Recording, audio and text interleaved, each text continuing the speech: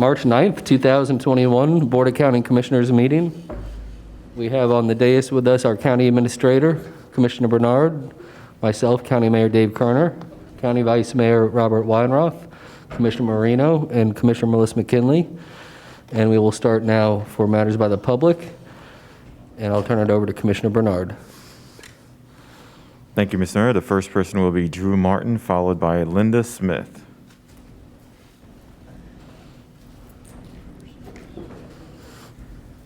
Hello, this is Drew Martin with the Sierra Club, Loxahatchee Group. Can you hear me okay through my mask? I'm going to leave my mask on then. I want to speak about a couple of topics. One is we're very concerned about the development that's proposed by the Kirshner Group in the Ag Reserve. We think this would violate zoning. It looks like it would. We're concerned that this would change the character of the Ag Reserve tremendously and would not fit in with a comprehensive plan. I don't know if the permit has been, they've started on the permitting process yet, but I just want to let you know that we have a lot of concerns. On the tree canopy issue, we continue, I'm working with Scott Zucker of Audubon and Fatima of the Native Plant Society to try to put something together. It's taking a little time. I know the county staff is anxious, but I would like the county commission and the county to wait until after the legislative system, because there are some potential bills that may change the tree ordinances. So it would seem to me it would make sense not to adopt a new ordinance until after the legislature acts. We know that there are a couple of bills that would actually overturn the original tree trimming bill. There are other bills that are glitch bills that would fix some of the things about it. One of the concerns is even a lot of the arborists are not happy with the way it's being done. It's making arborists look bad. And there are a lot of arborists and tree trimming companies that want to do the right thing. And just removing trees is not the right thing. We want, if a tree is damaged, that's one thing, but to remove 1,000 trees in a development because a couple of trees are a problem is not the right thing. So we're very concerned about that. I've been following the issues with plastic, and we're hoping that at some point the county may adopt a straws upon request. And that basically, it's not an outright ban. People can get a straw, but they just don't get a straw unless they ask for it. You don't think that stuff adds up, but you realize that the little stirrers that people use for their coffee cups, 6 billion of those are produced every day, those plastic stirrers. They cannot be recycled. They say that people get 6 plastic straws every day, the average person. So it makes a big difference. Neither of those items can be recycled. So it makes a big difference if people just refuse these items if they don't need them. And that's all we're asking. And it saves the restaurant money because they don't have to throw away straw somebody didn't use. So thank you for your time. Have a good evening. Thank you, Mr. Martin, and thank you for your continued work with our staff. We have Linda Smith, followed by Mr. David London. Hello, my name is Linda Smith. I live in Jupiter, Florida.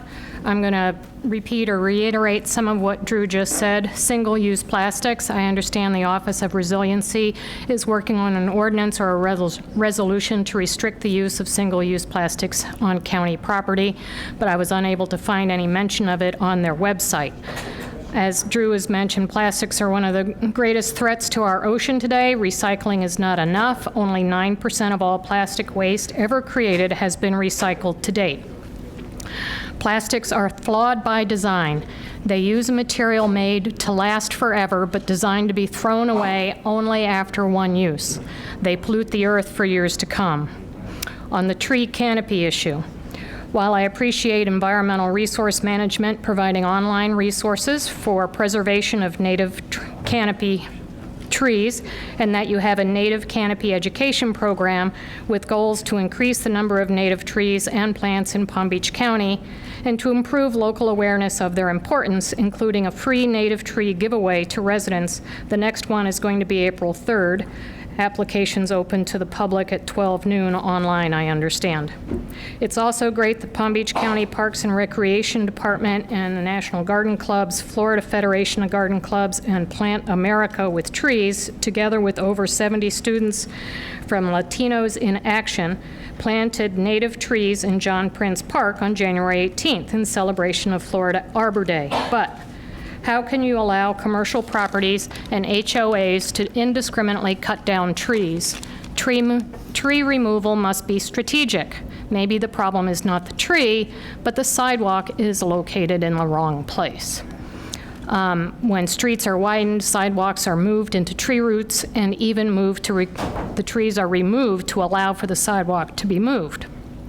Plan reviews and landscape codes need adequate provisions for preservation of the required trees in the future throughout the life of a project, and all of the project's revisions and expansions going forward.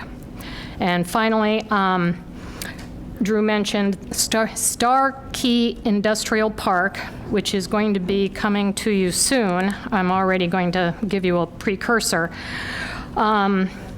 This is under Land Use Amendment LGA-2021-015. This is an almost 1 million square foot industrial distribution center that's to be located in the agricultural reserve. This is just a bad idea, period. And finally, I want to say thank you for my mask. Thank you for your comments, ma'am. We have Mr. David London, followed by Robert Bruce Starr. Can I pass this out? 8 copies? Please give it to the clerk, and we'll make sure it's distributed properly. The item being passed out is about the work of Dr. Stella Emanuel. She was the doctor went to school in Nigeria, been practicing in the United States for about 20 years, and she's the one that was at the Supreme Court steps July 27th with about 11 other doctors. She and those other doctors, and she in particular, she had treated about 350 people using hydroxychloroquine and the zinc, which is proven to be antiviral in the medical literature, and the zithromycin, the Zithropac. Very effective treatment. So the basis of all the vaccines that you're doing is that there's no available treatment. These are experimental things. So when you read what Dr. Emanuel was deleted from Facebook, from Twitter, and Black Lives Matters hasn't helped her. No one from the liberal media. She's just been like, it's as if her throat was cut off. On March 11th, a documentary put out by the Children's Health Defense called Medical Racism, the New Apartheid, exposes long-standing experimentation on minorities having to do with vaccines. You know, I watched this morning all the stuff you're talking about, pushing the vaccines. J.K. Rowling, as you know, was the Harry Potter, the lady who put together Harry Potter. When she had a problem, she had some symptoms back in April. She found, her husband was a doctor, who found another doctor who had developed a special breathing technique. That's what J.K. Rowling did. She's fine and well. So instead of people wearing masks, maybe you need to clean up the air, clean up the indoor air with some ionization, clean up the outdoor air in various ways, which I could go into, and have people do some breathing exercises, and maybe take a little zinc and vitamin C and vitamin D. So this is all like, it's like you're agents of the pharmaceutical industry and the vaccine makers. That's what I watch when I sit here. This was a book, The Truth About Air, Electricity, and Health, written 7 years ago. The lady who wrote it worked with the leading developer of a medical technology outside the country that's medically approved to use ionization. And here's what all she said. Dr. Frederick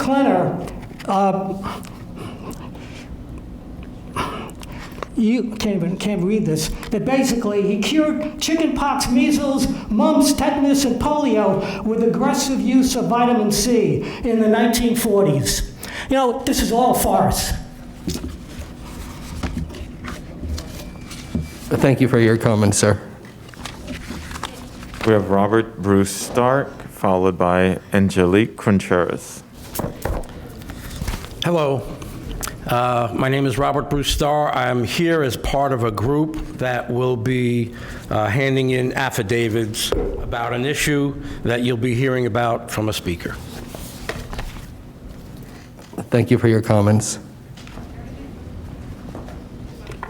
Ms. Contreras, you're up. After Ms. Angelique Contreras will be Sherry Hard.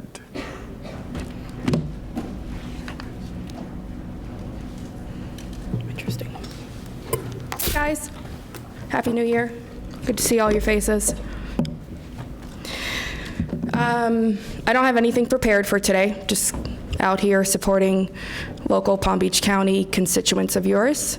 I do have a little bit to speak about, and it's in regards to some of the phone calls I've been making to your offices and not getting return calls. It's in regards to some of your emergency orders. I know there's emergency order in place, 20-17, that can charge businesses up to $15,000 or establishments for not following your emergency orders. And I'd like to point out the hypocrisy in that, because in this building, per Executive Order 20-10 and 20-12 that's signed by Virginia Baker, states that individuals are to wear masks at all times while in government buildings. As of today, I think I took over 50 screenshots of each one of you taking off your mask while sitting in your chair. If you make rules for us, then you need to follow your own rules. We follow your rules, we wear our mask. If not, we go into our segregated room to speak to you because we can't see you face to face. You all know the executive order I'm speaking about. You state that you want to follow CDC guidelines, so I ask that all of you wear 2 to 3 masks while you're sitting behind there and speaking to us to protect all of us. I ask you not to take off your mask when you're speaking to protect all of us. I think it's perfectly fine for me to request those things because you are demanding things of us, and I demand some things of you as well. That is all I have to say. Thank you for your comments. We have Sherry Hart, followed by Brian Patterson. Hello, I am Sherry Hart with Palm Beach Gardens, Florida, and I'm here to submit affidavits in regards to the emergency order. Thank you. Thank you, ma'am. We have, well, it says Brian Patterson, you do not wish to speak? Just here to present affidavit as a sheriff. Please ensure that the affidavits are turned into member county staff so that we can review them. Okay. Thank you.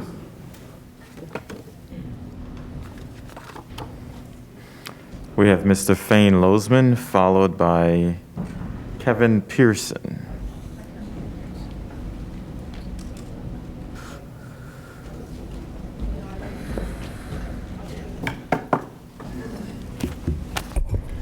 Fane Lozman, Riviera Beach. When the new executive order came down regarding the mask, I didn't hear about it, but I got a lot of phone calls about it that morning from some very angry ladies. And they were screaming and yelling at me, and I said, "What are you talking about?" And then one of them talked about the new order. And I said, "How'd you get my number?" They go, "Well, we put on Instagram, so you can expect a lot more calls," which I got. But at least no one threatened to kill me like they did when I was fighting the eminent domain battle in Riviera Beach. But I want to thank Ms. Baker, I want to thank the mayor, and I want to thank Ms. Neiman, because this was the right thing to do. And this isn't going to last till the end of time. CDC has already changed the rules yesterday. If you get your vaccine, you can meet with other people that had a vaccine. You know, it's just temporary, but it goes to safety. So this hysteria, ladies who are who are all excited and calling me up and sending me emails. The world is not coming to an end. Hang in there a few more months and we'll be back to the way life used to be. Now, my life has shortchanged in the last few weeks because the Army Corps of Engineers, DEP, and the city have started a process to remove my floating container home from my property. And I've tried to explain to them that it's private property. I had a floating home there previously that was vandalized and sunk, and I'm not going anywhere. So I'm butting heads with Colonel Kelly in Jacksonville, the Army Corps, Jason Andriotta at DEP, and Botel, Julia Botel, who has made her campaign issue about getting me off of my own property. She even had city staff coordinate a meeting, and when myself and my attorney showed up, she had the police show up and threaten to take us to the county jail where we could be exposed to COVID. That's real nice of her. Now what's happened, and why am I here at the county? I'm here at the county because I have a major problem with the property appraiser. The county property appraiser would not talk to me. I've called up with a public servant. I expect the courtesy of any public servant to take my phone call. What's happened is hundreds of people, I confirmed with the number 2 guy, hundreds of people from Singer Island have lobbied her to take away my homestead exemption. By taking away my homestead exemption, then they can put millions of dollars of code enforcement liens on my property and foreclose and take my property away. So it's really a very evil thing that's going on with Ms. Jacks. Gary Nicholas and I had a wonderful relationship. He made an appearance when the city refused to give me an email street address. Everything went well. Now what's happened in the last few days, they turned the electric off to my property. They revoked my electrical permit. I have no electricity to run cameras, lights, and what have you. And they're saying, well, I don't have a primary use, so you're not entitled to electric. They just make the rules up targeting me, Riviera Beach. It all comes down to Julia Botel. So at the end of the day, I told you about some of the things Julia Botel did to the residents on the island. I talked to Ms. Baker about Jeffrey Gagnon, but I'm in this. I got everybody surrounding me, but that's right where I want them. Thank you. Thank you, Mr. Lozman. And, as you're aware, we can't compel Ms. Jacks to do anything, but I'll certainly mention to her your desire to speak with her. Thank you. We have Kevin Pearson, followed by Vincent Caldera. Good afternoon, Commissioners. My name is Kevin Pearson. I'm a Palm Beach County resident. On the agenda today is a request to authorize additional funding of $8 million for the renovation project at the Palm Beach County Sheriff's Office headquarters located on Gun Club Road. I strongly urge you to reject this appropriation and stop this waste of taxpayer money. Here is why, along with some questions you should be asking yourselves. Why did PBSO have to prove that there was mold and deferred maintenance conditions in a county building? Some HVAC filters had not been changed in a year. Why? In the 245-page report prepared by the company Inspections for You, which PBSO paid $15,000 for, there's an executive summary and a letter addressed to the Honorable Sheriff Rick Bradshaw, dated 28 July 2020. This letter is identified under tab 6 of the report. Dr. Gary Rosen is a subject matter expert on mold with a PhD in microbiology from UCLA who's conducted over 1,000 mold inspections. He is a state-certified mold inspector, mold remediator, etc. Dr. Rosen has provided testimony under oath in conjunction with many court cases. His credentials are listed under tab 5 of the report, which the county administrator has had since last year. Have any of the commissioners actually read the report's findings, reviewed the photos, or studied the executive summary? In the executive summary under tab 6 of the report, Dr. Rosen's letter to the sheriff states the following. First and foremost, it is my professional opinion that the maintenance and care of the HVAC systems within the structure are seriously lacking. There is no indication that any proper effort has been placed regarding its continued maintenance. Paragraph 3, quote, mold in the HVAC system is a significant health risk. There should have been Strachybodys mold in the indoor air quality. Please pay particular attention to this comment, quote, that particular mold is a neurotoxin that has been used in biological warfare. Is anyone interested in this science? Anyone? Paragraph 6, quote, "The Department of Facilities Development and Operations states that they do not believe in testing indoor air. This position is not in accordance with federal housing and urban development guidelines." Paragraph 2, page 2, paragraph 1, quote, "This is a multi-million-dollar renovation which will not in any way fix indoor air quality." Again, is anyone listening to this expert? Bullet points on page 2 of Dr. Rosen's report would include the following quote: "Ductwork is completely contaminated. Return air is not ducted. When return air is not ducted, it cannot be cleaned. The return air flows to the air handler, goes through a mold-infested ceiling space above currently mold-infested ceiling tiles." Sir, your time has expired, and we do appreciate your comments, and I'm not trying to be flippant, but in the future, if you have a comment that's related to the agenda, it would be more effective to come at the time that we're voting on that issue. Yes, sir. Thank you, Commissioners. And I have read the report, and I've spoken directly with the sheriff about it. Thank you. Thank you, sir. We have Vincent Caldera. Good afternoon, Commissioners. My name is Vincent Caldera, and I'm a Palm Beach County resident. I want to speak to the proposed renovation at the Sheriff's Office, which I believe should be stopped. $42 million tax dollars are being proposed on a poorly planned renovation that is, in fact, not a complete and total renovation. Here are some facts that are not included in the plan. Not one single square foot of additional usable space is included or planned for in the renovation. The uninterruptible power supply, more commonly known as a UPS, which powers 911 and the data center, has reached the end of its life cycle. Additionally, it does not have the capacity to supply backup power to an additional 60 dispatch stations or to the other units that require such backup. The additional price tag, $2 to $3 million. New furniture is not included. Add an additional $4 to $5 million. Some of the spaces will only get new ceiling tiles and HVAC controls, so it is not a total renovation. No security measures, such as employee-only parking access. No new parking lot lights are planned. Some existing light poles are actually falling down. No resurfacing or restriping of the parking lot is planned, despite it being 30 years old. The new exterior facade will only create more opportunities for leaks, which leaves an 18-inch voided space between the existing walls. With the exterior facade being removed and replaced, the building will be open and vulnerable during hurricane season.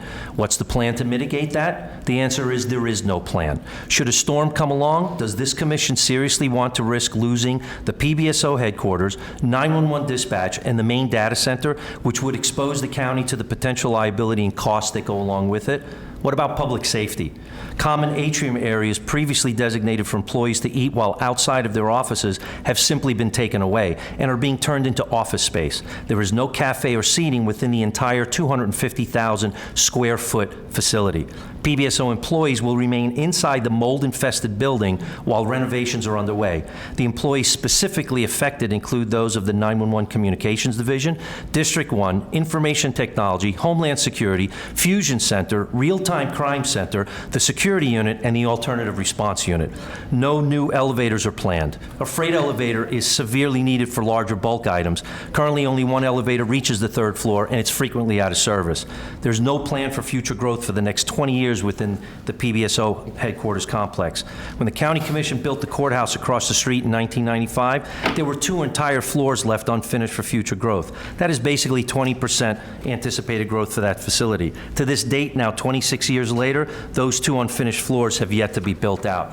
The $42 million price tag also does not include the off-site rentals already underway, with an expected cost of $4 million for the South Florida Water Management and the Oxbridge sites. The Department of Facilities Development and Operations knew this was going to happen for the last 4 years. Why didn't they build out another existing building that could have been used, such as the Airport Center? I implore you to stop this poorly thought-out project and provide a new facility to protect the health and safety of the hard-working employees of our Sheriff's Office. Thank you very much for your time. Mr. Caldera, thank you for your comments and your advocacy for law enforcement. I've read about you over the years, and I just want to be clear about your advocacy and representations on behalf of law enforcement. I was a police officer myself, so I can appreciate that. Thank you for your service, Mayor. Thank you. Are you speaking on behalf of Sheriff Bradshaw? No, I'm speaking for myself as a Palm Okay. Beach County taxpayer. Have you spoken with the sheriff about I've never met the sheriff, no. have you spoken with the president of the PBA, the bargaining unit? No, sir, I never have. Simply here in your own capacity? Yes, sir. Okay. Well, thank you for your advocacy on behalf of law enforcement, Thank you sir. very much, and thank you, commissioners, for your work.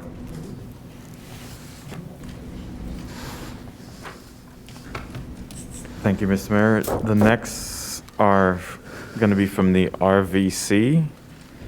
So I'm going to call them, I'll call 6 in order. That'll be Robert Inzero, Sylvia Ball, Karen Holm, Nicole Franchini Wolf, and Terry Hughes.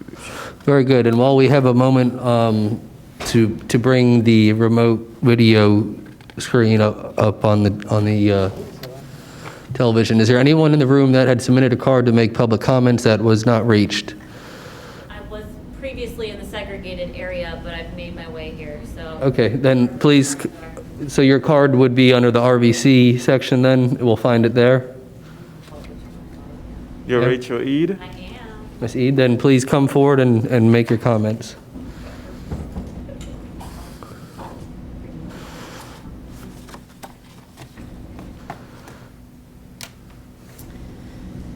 Oh, right. All right. Happy 1-year anniversary to 15 days to slow the spread. And we are month 9 of the mandatory facial covering. It's been a while since I've been here. I think the last time I was here was just before Commissioner McKinley called me an a-hole on the internet, so I took a little time off.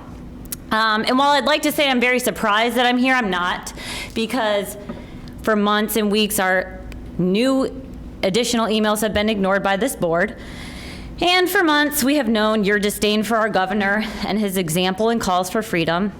We've seen you guys ignore and baselessly push away the science to continue this mask directive, which began as a directive in June, and we were going to continue robust conversation. Where has that conversation been? Not a single commissioner has allowed that conversation since June. We have sent you, from your own internal emails, a graph showing you from the implementation of mask mandates that they do not work. We have not changed the curve. We have not, for anyone at home watching, the curve looks like this, and the mask mandates are here. From the CDC this week, among the 73% of counties with mask mandates from March to December 31st, it proved a 0.5% decrease in daily COVID cases. Why do you refuse to justify and quantify the continuation of this mask mandate? Why, for 9 months, do you fail to allow new conversation about this mask mandate? Why do you continue to share false education and fail every time to discuss mask exemptions as part of your online or printed content? It's so obvious that you will continue this forced mask mandate until somebody, please, sweet baby Jesus Governor DeSantis, take this power away from the county. And before I leave, since what's coming next will be you forcing vaccines, the VAERS Adverse Event Reporting System reported this week from vaccines of COVID-19, 1,265 deaths, 2,743 hospitalizations, 4,900 urgent care visits, 3,800 symptomatic office visits, 280 cases of Bell's palsy, and 240 anaphylaxis. You're not saving anybody's lives. You need to allow people to be responsible for their own health. I truly hope that the governor and anyone listening ends the county power of COVID management. Thank you for your comments, Ms. Eden. All right, we're now on the RVC portion of matters by the public. So if Public Affairs can assist us in that regard. The first name you read is not present. Sir? The first name of the first speaker downstairs is not present. Okay. All right. All right, so Robert Inzero is not present. Sylvia Ball.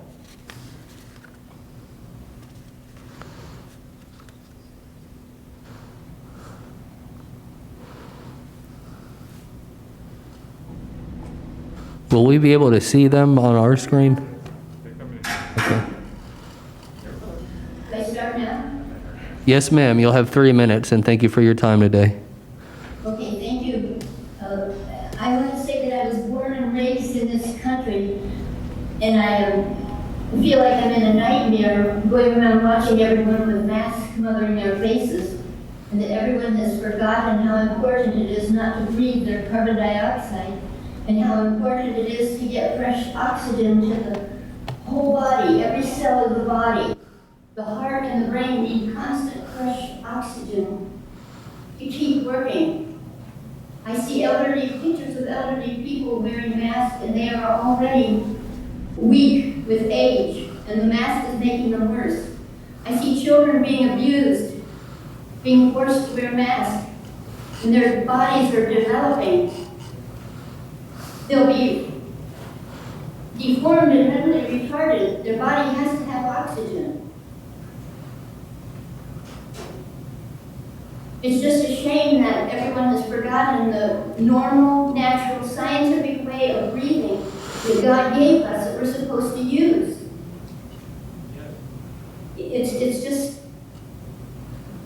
It's unbelievable. We can't understand people behind the mask. People are smothering themselves. We had to see our police and all of our legislators and everybody wearing these ridiculous-looking masks. It's just a nightmare. It's like a nightmare that we can't wake up from.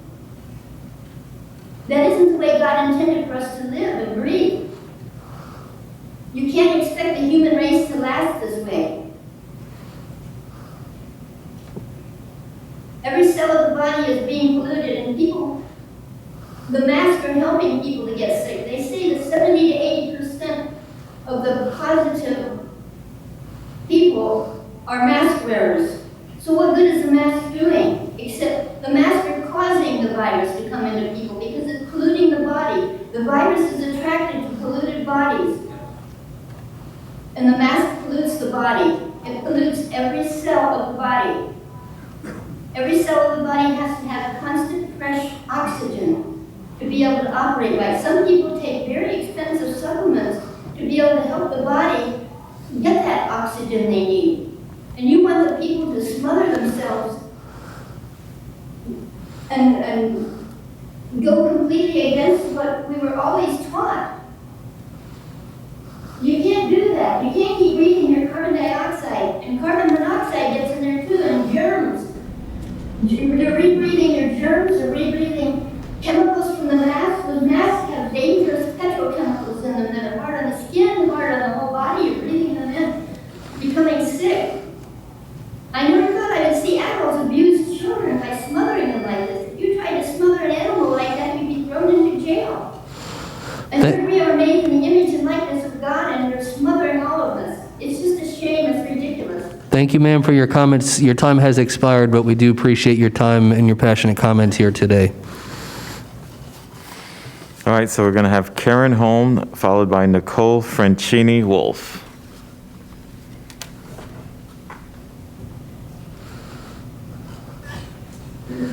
Karen Holm. I made a short list of information that this board and staff needs to provide to the public. When you make decisions for the public, you must inform the people of the information that you used in order to make your decisions. 2 items. Provide to the public the information that you and your staff are using that proves that the mask mandate worked. I have a couple examples for you. Dr. Alonso has told the public numerous times how concerned she was about skyrocketing numbers of cases. Every few weeks she sat in front of this board and got up at press conferences telling us how worried she was that the cases are up or they're going up. When I looked at your data, which is directly from your county administrator's office, I found two waves of cases. There's about 40,000 cases in the first wave from June to September, and about 60,000 cases in the second wave from October to February. Each wave went up and then down and up and then down. Exactly when did your June mandate affect the number of cases? Provide that information, please, that you used to explain how you reached your conclusion. Here's a second example. Regarding the daily positivity rate, Dr. Alonso told us in November how deeply concerned she was about it. And she said it was a disturbing trend. In December, she called it alarming. In January, she was still concerned about the positivity rate. According to Dr. Alonso, the case numbers and the positivity rate have always been scary. So exactly tell us when, from June till now, did the mask mandate work? Provide to us the information you used and explain how you reached your conclusion. The second item I have today is provide the public the results of the contact tracing studies that were performed in Palm Beach County. In November, this board decided to spend $1 million of our CARES Act money to continue contact tracing. Dr. Alonso said, we want to keep the contact tracing effective. You all said it would be devastating if we didn't have contact tracing. So show us the receipts. Here's an example. Back in November, Dr. Alonso said people are getting infected in bars and restaurants, clubs, and house parties, and so on. So show us the proof. Show us how you spent our money. Show us the proof from your contact tracing information that supports your continued masking of perfectly healthy individuals in every single business in Palm Beach County. And please, provide an explanation of how you reached your conclusion. I have a suggestion for you. Why not ask Ms. Virginia Baker, as your county administrator, to write up a little ditty and be able to tell the public what it is you used and explain how you came to your conclusion. Thank you. You have every right to request information from any unit of government in the state of Florida, but to the extent that you are making a formal public record request, I please ask that you abide by Chapter 119 so that your request will be effective. I'm sorry, I missed it. If you are making a public records request to any member of this board or the county administrator, there's a procedure through the statutes under Chapter 119 that you'll have to. Oh, sure, I will. I'm glad to hit the button to send it to you. And I would recommend that you all do it in a public way. It could be a press conference, it could be at one of these meetings, but you could have your county administrator make the public announcement to the public about this information and give a brief explanation. Thank you, ma'am. Thank you. We have Nicole Francini Wolf, followed by Terry Hughes.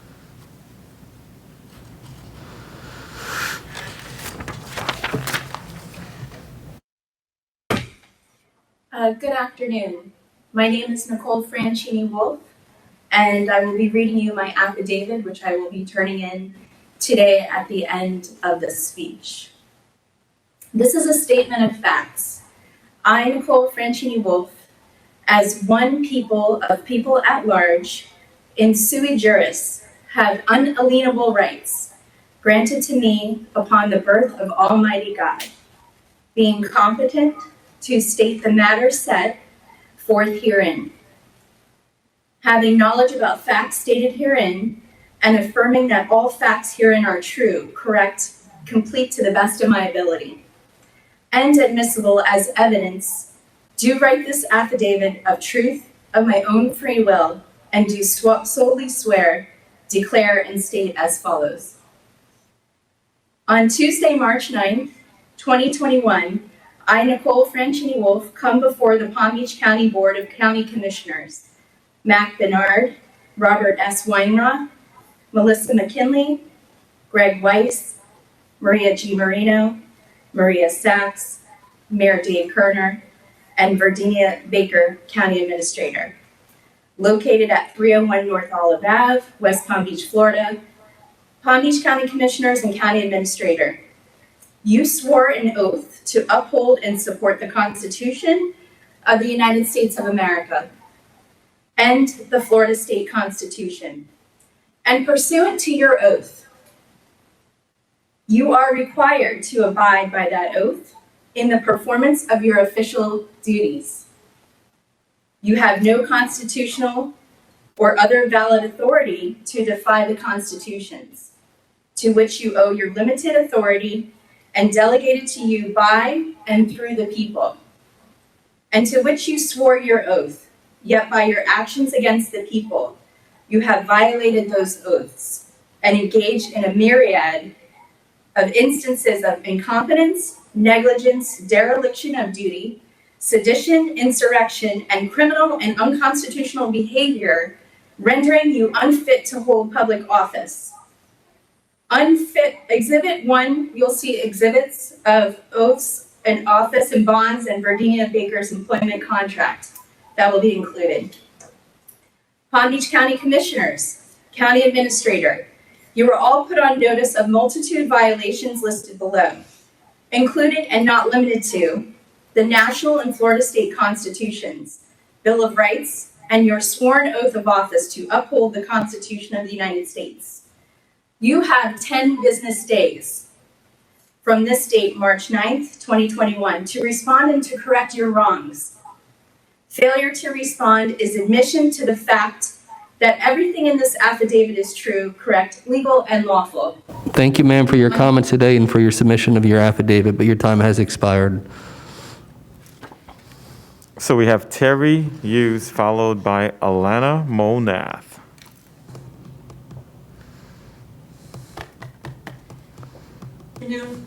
My name is Terry Hughes. In the interest of time, I am not going to repeat what Nicole read. However, I'm going to continue with the affidavit that I will be submitting.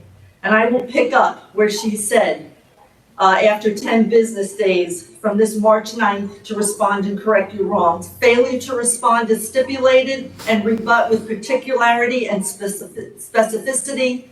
Anything with which you disagree in this affidavit is your lawful, legal, and binding tacit agreement with and admission to the fact that everything in this affidavit is true, correct, legal, and lawful.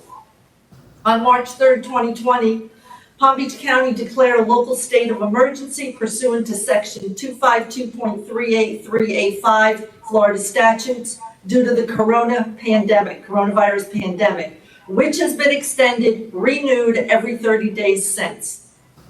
Big businesses like Costco, Lowe's, Home Depot, Walmart were permitted to stay open, but smaller local businesses, schools, gyms, libraries, nature centers were ordered to close. On April 13th, 2020, the county administrator issued various emergency orders, including Emergency Order 2020-004, Directive to Wear Facial Coverings. Then on June 4th, 2020, an additional directive in Emergency Order 2020-010 mandated the wearing of facial coverings within county-owned and operating buildings, including office buildings, service centers, and libraries. Then on June 16th, 2020, and June 23rd, 2020, an additional order mandating the wearing of facial covers in all businesses and establishments and in outdoor public spaces where social distancing is not possible. Facial exemptions were ordered to this order. A fine schedule for civil citations was issued for violations of Palm Beach County COVID-19 emergency orders, and I will redirect you to my exhibit number 2 attached. A snitch line and team was created called the COVID Compliance to report anyone or any businesses who violate the Palm Beach County rules.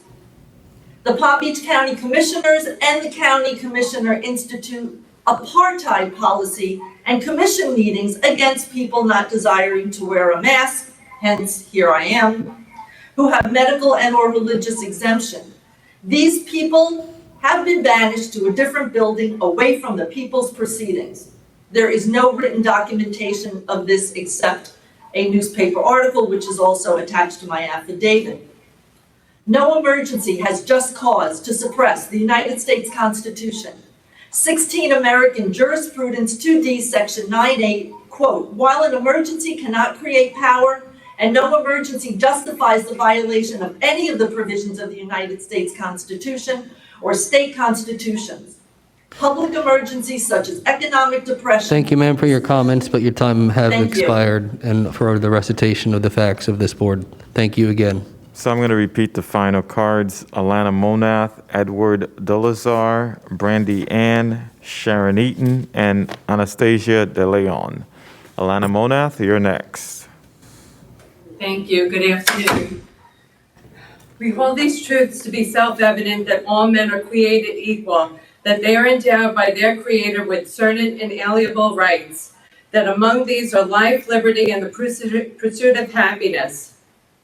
That to secure these rights, governments are instituted among men deriving their just powers from the consent of the governor.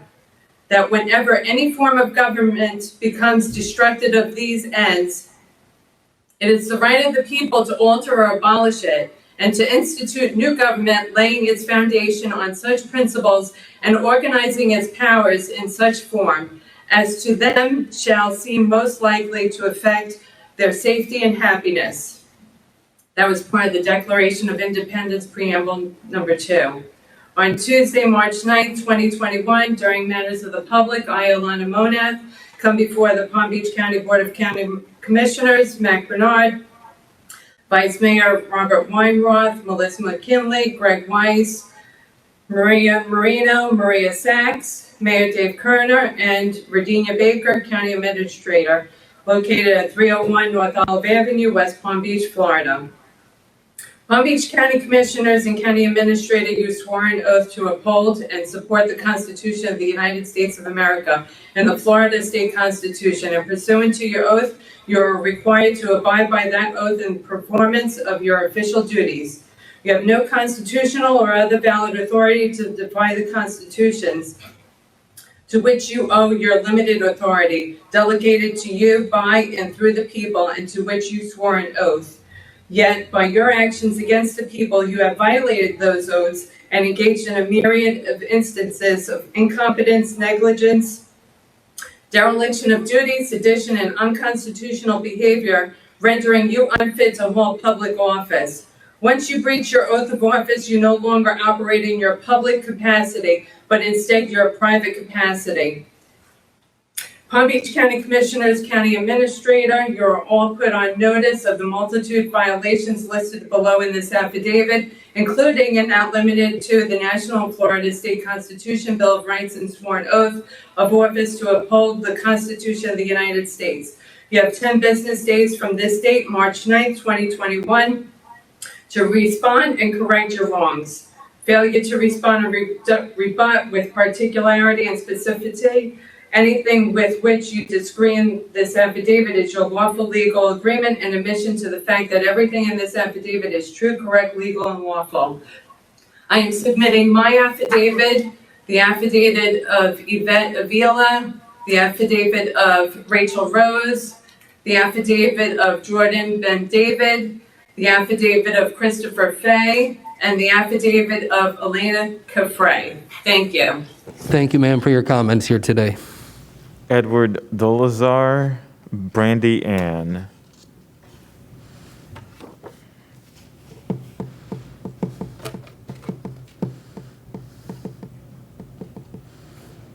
Good afternoon. My name is Ed Dolazal, and as one of the people of We the People in sui juris, have inalienable rights granted to me upon my birth by Almighty God, being competent to state the matter set forth herein, having knowledge about the facts stated herein, and affirming that all facts herein are true, correct, complete, to the best of my ability, and admissible as evidence, do write this affidavit of truth on my own free will, and do solely swear and declare and state as follows.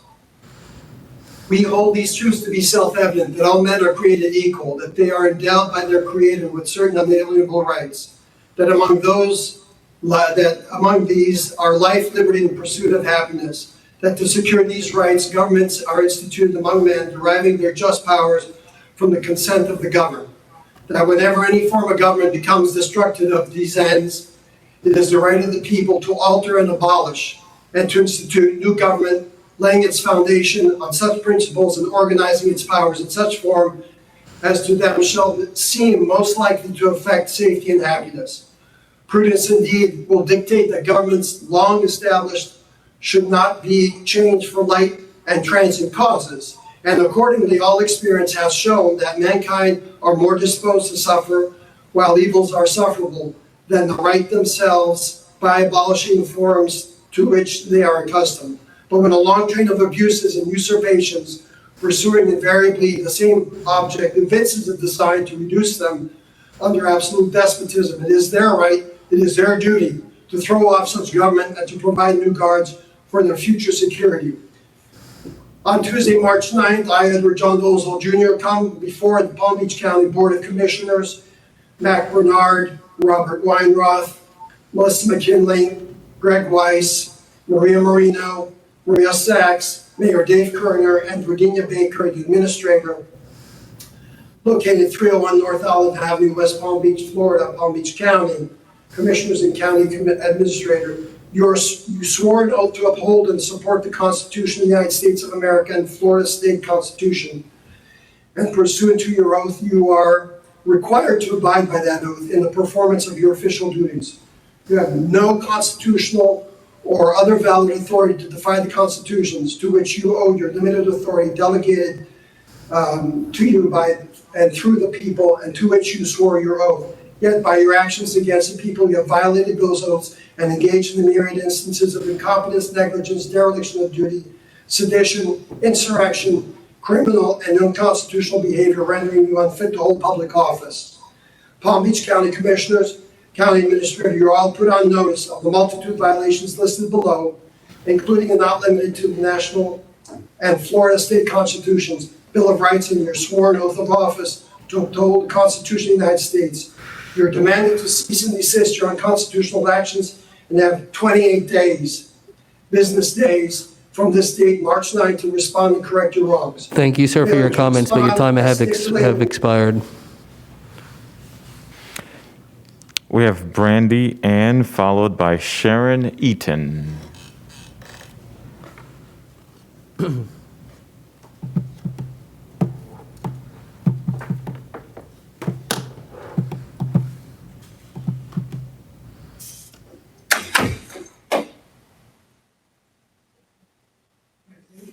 Am I good?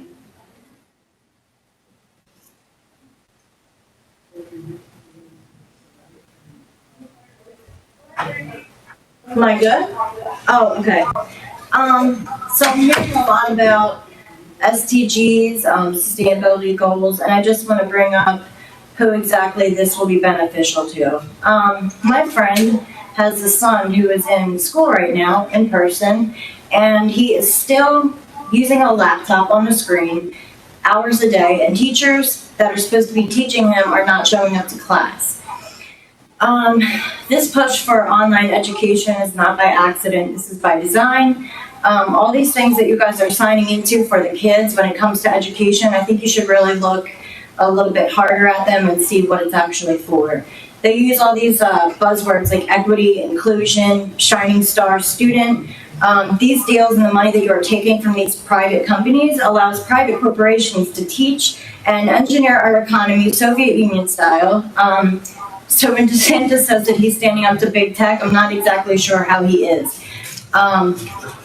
Eventually, what their end game is to basically put everyone on blockchain, so the hedge fund managers and big tech companies can invest in your kids and bet on their future success. We will be living in a panopticon of surveillance where we'll be receiving tokens or programmable money. Social impact investing is defined as a virtue washing program that entails gambling on theory managing impoverished people and degraded natural systems. Human capital bond markets are financial instruments and privatized tech-driven social welfare systems that compel recipients to perform life on prescriptive data-generated pathways of self-improvement. Outcomes are weighed and measured against standardized metrics for success. Bonds can be securitized, creating opportunities for financiers to bet for or against compliance of the poor. So private corporations making deals with local governments and then directing what those governments do by Mussolini is defined as fascism. If this education takeover is really for equity and inclusion, then why are they only doing this among the middle class and the poor people, specifically minorities? I also wanted to read something from Alison McDowell. She's an independent researcher. As a mother who has been researching innovative finance, emerging technologies, and racialized power, I also know there is more to the story than is being told by the media. And so today I will outline how powerful interests are using the Sustainable Development Goals to mask their plans to remake the world as a digital panopticon. What follows is a story of social entrepreneurship, greed, and technological authoritarianism. Its foundations are built on our nation's history of racial capitalism, eugenics, and the rise of technocracy. So now we find ourselves in the front door, the doorstep of the fourth industrial revolution, where robots and algorithms are poised to take over many jobs. The finance Thank you, ma'am. Your time has expired. Next will be Sharon Eaton, followed by Anastasia De Leon.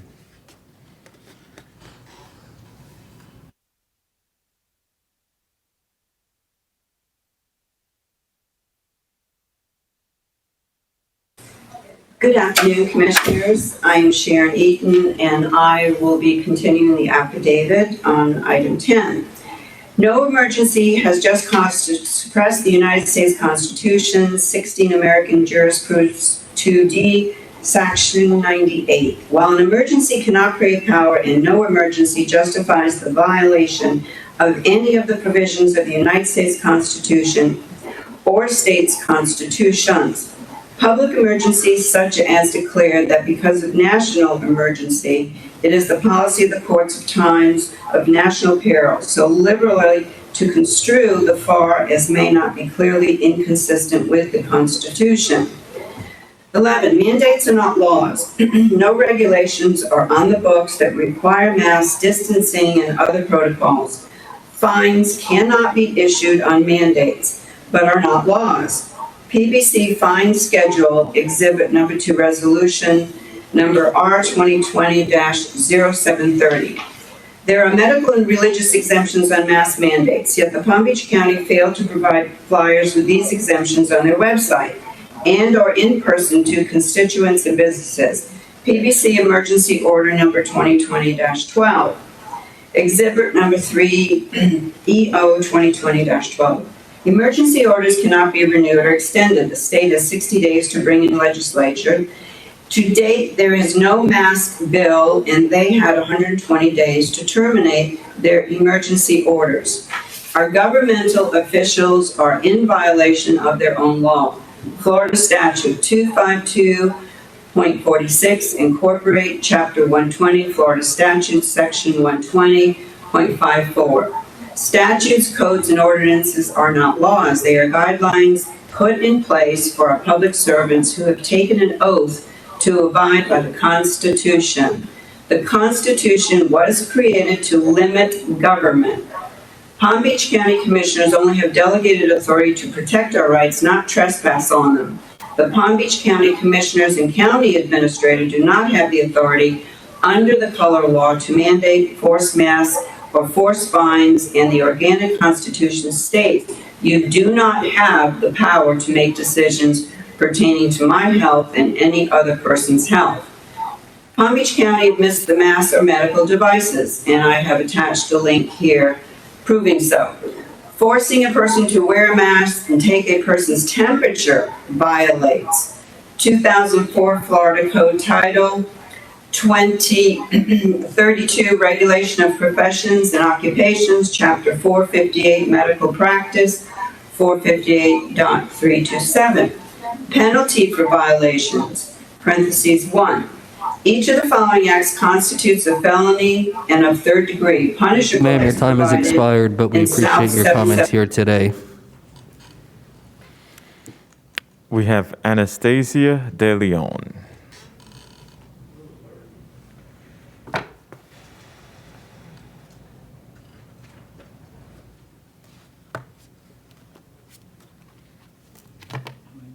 That's it.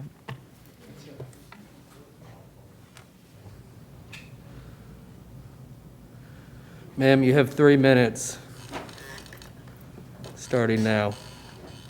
This cover is here because I choose not to become a target of online video harassment by way of YouTube videos aimed at people with the attention span of a gnat.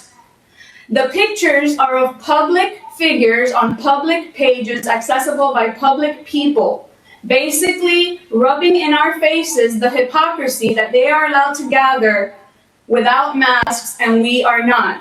And they like to take pictures of it. They like the symbolism of it, but symbolism will be their downfall. No longer can you use the excuse that a pandemic is the cause, because the pictures speak for themselves. You would not remove them if it was that dangerous.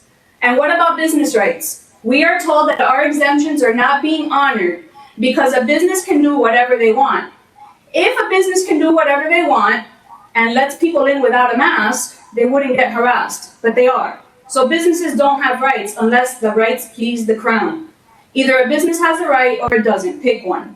What is happening here is the dividing of society into desirable and undesirables. Only the ones that are clean can participate in society. The ones in charge can do whatever they see fit, and the rest of us are expected to bow and scrape as you sit and marvel at your own magnificence. This reminds me of Cuba, where my family came from, where freedom was taken little by little, and only a few people noticed. Some of those people came here, taught their children and grandchildren what to look out for. If my grandmother could fight los comunistas, then so can I. General Flynn said this recently: "Don't listen to me. I've only fought communism and socialism." Listen to the first generation Cubans whose family escaped communism. How quick are we to accept the loss of our freedoms after fighting for nearly 240 years to protect them?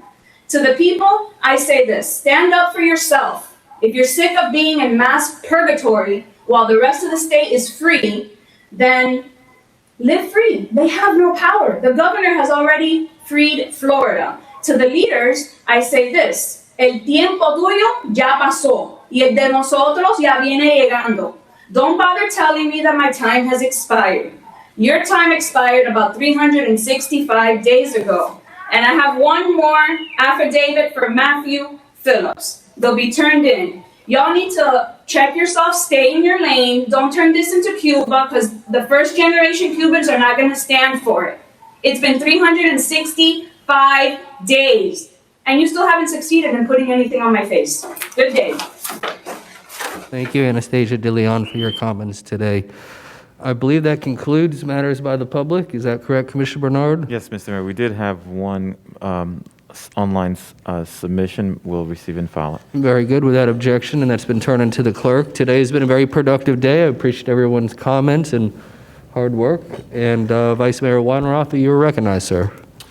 Thank you, Mr. Mayor. That was certainly an interesting matters by the public, a filibuster, I guess.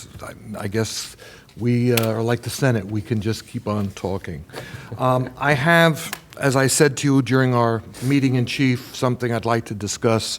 And since we're here anyway, I figured, number one, I have two more approvals I'm going to ask you for. We've been here so long, my office just sent down two additional ones.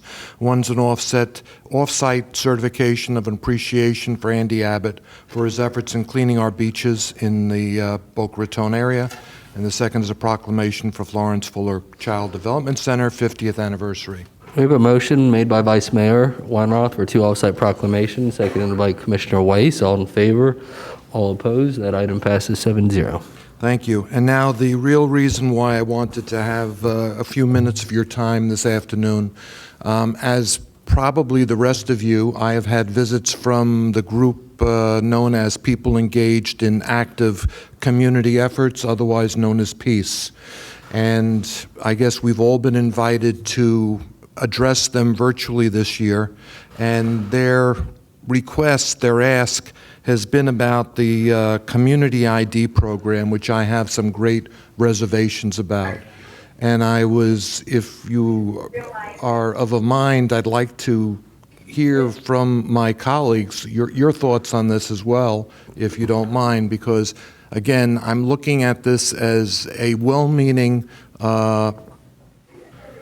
program which has some problems with it as far as creating identification which could be viewed as creating false identifications, and I really have some real deep reservations about it. I know we're all going to be asked our opinion on this matter, and I'm hoping perhaps I could have some guidance from the rest of you on your thoughts.